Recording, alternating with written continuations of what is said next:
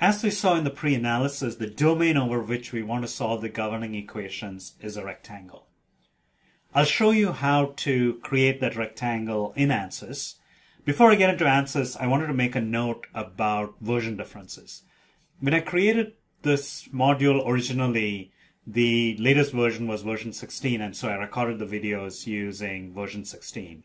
Now it's about a year or so later, and the latest version is 18.2, and ANSYS 18.2 is the version we are recommending for the 2018 edition of this course.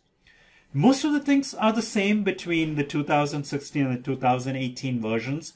One major difference is that the default geometry engine in the latest version is SpaceClaim, and that's going to be the geometry engine going forward, and it's for most part much more capable than the old geometry engine Design Modeler. So the geometry steps will use are recorded using version 18.2 and SpaceClaim, and then when the videos with the meshing and in the Fluent Solver are for the most part going to be the old videos from version 16 because things haven't changed that much. So you have to get used to seeing, videos recorded in different versions, and look out for clues within the annotations within the video if there are minor differences. And also look at the FAQ where we will make notes about version differences that people have encountered. If I go back to one of the slides from the pre-analysis, we saw that the domain is a rectangle of length equal to the length of the pipe and height equal to the radius of the pipe.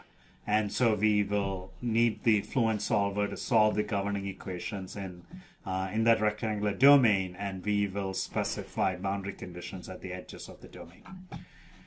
Let me start ANSYS.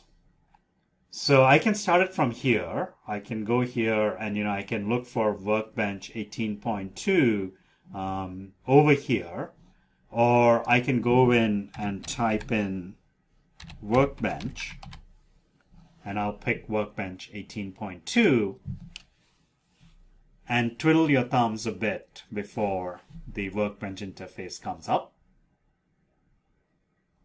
And here you see different analysis systems, and you can think of them as, giving you access to common mathematical models that arise in engineering. For instance, in 2D conduction, we use steady-state thermal, which gives us access to a solver for the steady version of the heat conduction equation.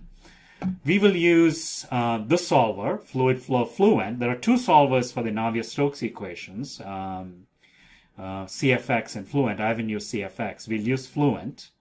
So click on Fluid Flow Fluent and drag it into the project page. And I'll leave the default name on here and come to Geometry and right-click on Geometry and go to Properties.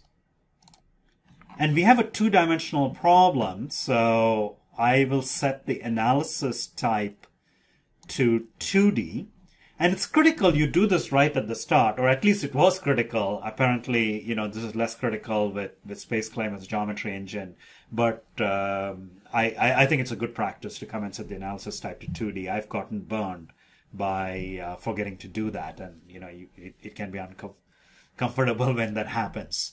So set that to 2D. Now with these two, selecting that analysis system and setting it to 2D, it already has important clues on what the governing equations are. So if I go back to my slides here and go back to the governing equations, it hasn't turned on this version. It has turned on the 2D version of the conservation equations. So in fact, the equation that it has would be du dx plus dv dy, which most of you would be familiar as a 2D version. So it's turned this on, and we will have to convert it to this version of the conservation equation, similarly for momentum, and we'll do that later in the Fluent Solver.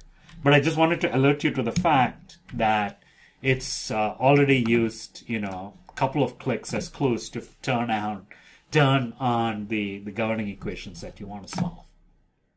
So I can exit out of there, and next I will go into geometry and create the geometry within space claim. So that's what is coming up next.